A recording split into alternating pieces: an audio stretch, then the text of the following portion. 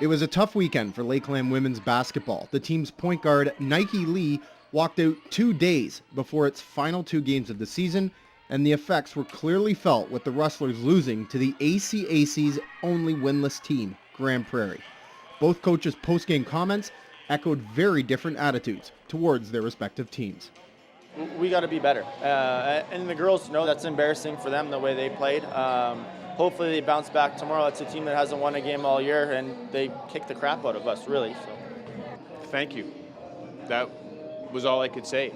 Again, for their effort, their hard work, the dedication to each other and what we're trying to do. And I don't know that we could find another group of young ladies, dedicated student athletes at this point of the season without a win would still be working and digging and clawing as hard as they do.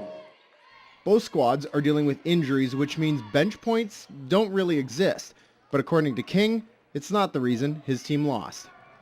I think today was a lack of communication. We looked really nervous. I didn't think we stuck to our values very good. Like, we were chasing on the perimeter. Usually we stay at home. We're pretty fundamentally sound. I think the pressure might have built on some of the girls. It's a lot of pressure, but I mean, coming in like a fourth year and one more year left, like Chris looks at Shai and I as bigger players on the floor to lead and stuff like that. I guess we couldn't just run our offense and we couldn't keep it together to pull out the win, which is pretty tough, but it's all on us, so we have to kind of take care of that. The men's side split the weekend series with the 77-65 win coming Friday, but first half offensive problems nearly cost the team the victory. It's been pretty frustrating. The first half, I was kind of letting guys roll with it. I was kind of let them take control of the game, our guys, and see what would happen. In the second half, it was close, so we were losing down by 2. So you made a couple adjustments, and thankfully guys made plays.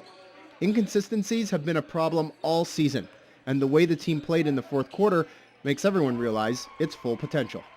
Oh, man.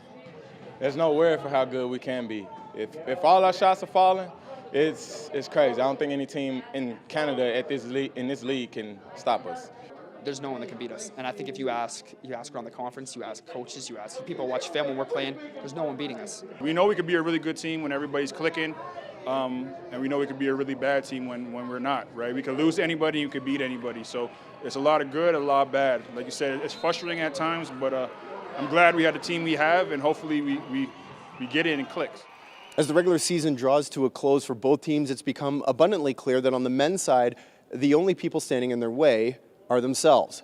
And for a team that has a very real possibility of winning a conference championship, it's an area of their game they need to get control of quickly, or the postseason will become the short season.